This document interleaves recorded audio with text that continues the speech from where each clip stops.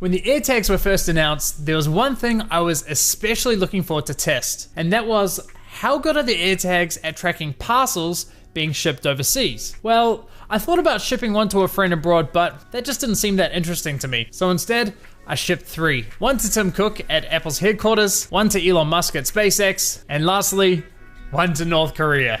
I was going to send a 4th one to the White House, but a lawyer advised me against it, warning there could be national security implications. So I thought, yeah, right, suppose I won't send one to the White House.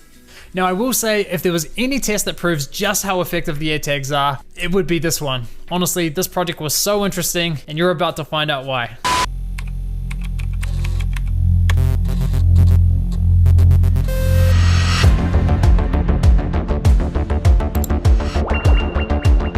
Now, the first thing I want to address is this even legal? I tried to find information on the legalities of tracking a parcel, and well, there's not a lot of information out there. So I got in contact with some lawyers. The first lawyer I contacted was from Germany, and he didn't see any legal issues in tracking a parcel with an AirTag. The second lawyer I reached out to was from the US, and he had this to say. Legally, you should be fine including an AirTag in a package. You're not tracking a person, but a package, so you shouldn't run afoul of any privacy laws. He then started going on about how the AirTag would deactivate after 3 days, acting like he knew the product better than me. Come on, mate, stick to your day job. Second thing, do I really think Elon Musk or Tim Cook will get my package? Honestly, probably not. But maybe. I'm sure the both of them receive a lot of fan mail, and for that reason, there could be some form of redirection or mail forwarding put in place. So if either of the parcels make it to the intended destination, honestly, I'll be more than happy with that outcome. Last thing, North Korea. Shipping items to North Korea from the US is not an easy task. In fact, due to strict economic sanctions imposed by the United States, all mail to North Korea is regulated by the Office of Foreign Assets Control. So at the moment, only first-class letters and postcards can be sent. But I live in Germany, and it just so happens that DHL is one of the few logistics companies that still offer shipping to North Korea. Why North Korea? Well, the intention here certainly isn't to be in any way provocative, but there's a lot we don't know about this country, especially from a technology perspective. Like, do they have access to the internet? Or do they even own iPhones? Well, unless they have both of those, the AirTags will go completely undetected. But fear not, I came across a website called StatCounter, which claims to have data on North Korea's smartphone market share. And according to them, iPhone is the second most popular smartphone in the country, second to Samsung. But what's weird is, just last month, Apple was number 1. I had to dig deeper into this. So I dug through this website to try and understand where and how exactly they get their data. It turns out they have their tracking API code installed on over 2 million websites globally. With this tracking data, they're able to extrapolate which country a user is from and which device they're using. I dug even deeper and found out that they even provide the sample sizes of their data for each country. For North Korea, the smartphone sample size was 538. It's not a lot, but it's good enough for me. So we begin this journey on DHL's website. Tim Cook's parcel will be sent to the famous Apple Park headquarters in San Francisco, 1 Apple Park Way. The package to Elon Musk is going to the SpaceX headquarters at 1 Rocket Road in Hawthorne, California. Man, both these companies have their own roads. Respect. At this point, it occurred to me that I needed a mailing address for North Korea. After some browsing on Google Maps, I noticed there was a German embassy in the center of Pyongyang. Perfect. I found the address for the embassy online, and of course, entered it in. I made sure to include track and trace shipping for each of the parcels so we could compare DHL's updates with my AirTag updates. Boy, am I glad that I did that. I also made sure to declare the AirTag on each of the customs forms. That way, no matter who receives this parcel, they know that there's an AirTag inside of it. It was the right thing to do. With the shipping labels printed out and slapped on these envelopes, I prepared the AirTags. Apple got the unicorn AirTag, SpaceX got the alien, and North Korea just got the standard one. Now, I didn't want to send the AirTag by itself, that would just be weird. So I wrote a friendly letter for each of the recipients. Basically, I told them about this project, asked them what they thought about it, and then asked if they could sign and return the AirTag to me. I then took this opportunity to throw in a Dogecoin for Elon Musk to send to the moon. With that all done, we were ready to rock and roll. I dropped off the parcels on Friday the 7th of May in the afternoon. A few hours later, I could see that the AirTags were on the road, making their way south. Right from the get-go, this was really exciting. DHL don't inform you when a parcel leaves the post office, so I already had more information than one would normally get, which I'm not gonna lie, was pretty cool. While the AirTags were on the road, I was getting updates every 10 to 15 minutes or so. Not bad.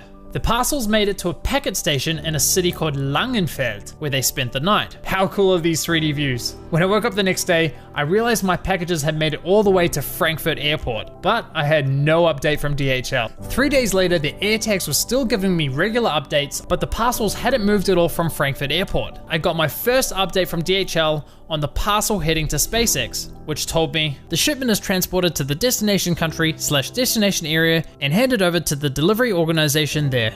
Yet I could clearly see that the parcel had not yet left Frankfurt. I kept my eyes peeled to watch out for any movement, but nothing. Come the 12th of May, Apple's parcel had received the same notification, yet also no movement.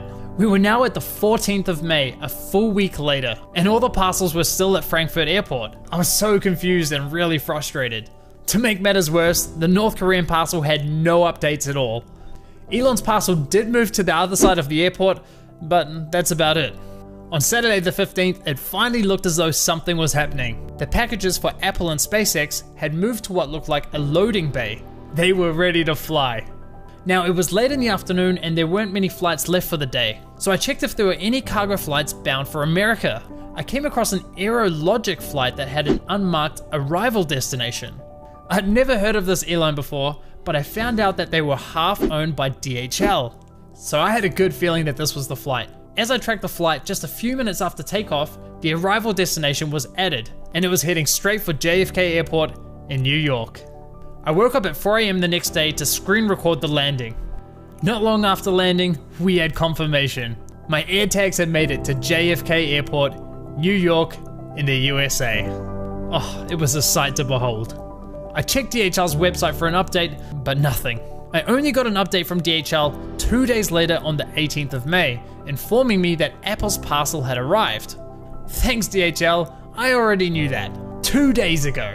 What's worse is Elon's parcel didn't get this update until the 21st of May. Why? They were on the same flight. On the 19th of May, DHL had notified me that Apple's parcel had cleared customs and was ready to leave JFK. But nothing happened until the following day, when I received a notification on Find My. It had picked up the signal of Tim Cook's parcel in Nevada, and like in the middle of nowhere. I knew straight away that it must have been picked up mid-flight. So I jumped on Flight Radar and found a flight that had already left from JFK and was very close to where my AirTag had been pinged. Unbelievable. Most likely someone's iPhone was connected to the internet mid-flight, made a connection to my AirTag, and that location data was then sent to me. Whew, what an age we live in. Surely enough, not long after touchdown, I get a second update from the AirTag, and it was in San Francisco. Check this out. So sick. Now Elon's parcel was still at JFK Airport, and sadly, still no update on the North Korean parcel. I was starting to get worried about it. The next day, Apple's parcel had arrived at a local post office in Cupertino. The US Postal Service had then notified me that the parcel had been picked up by the recipient. Eventually, I could see it was on the road and very close to arriving at Apple Park. I was so excited. I thought, this is it. But it didn't stop there. It kept going. It eventually stopped at what seemed to be some kind of logistics center. After spending a few days at this logistics center, the AirTag was finally on the road again. Hope was restored, and finally, on May 24th,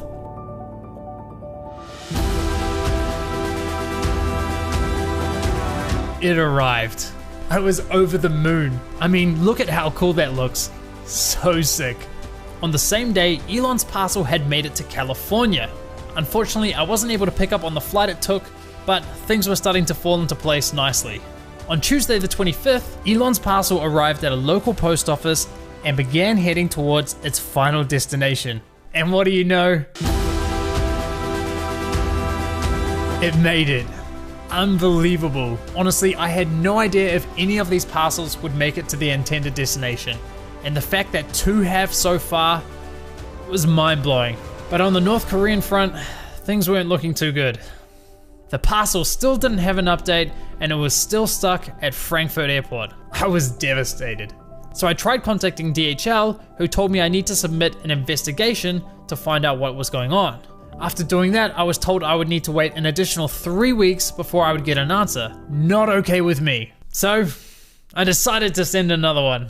This time I decided to try a different North Korean address. So I stumbled across this website for a North Korean Film Festival Commission. I don't know, but it had an address and it was good enough for me. So I repeated that whole process again and sent that bad boy on its way. It made it to Frankfurt and was chilling with the first North Korean parcel. Now here's the great news. On May the 29th, I got an update from DHL informing me that the second package is now on its way to the destination country, meaning it's eventually going to go to North Korea. So if you want to find out what happens to that parcel, be sure to subscribe. I really didn't want to have to split this video into 2 sections, but it's already been almost a month now, and I really wanted to get this video out there for you guys. And of course, I'll be following up on what happens with the AirTags that were sent to Tim Cook and Elon Musk. And if you haven't seen it yet, check out this video I made where I intentionally left 3 valuable objects in public to be stolen, and of course, they had AirTags attached to them. Thanks a lot, guys. See you next time.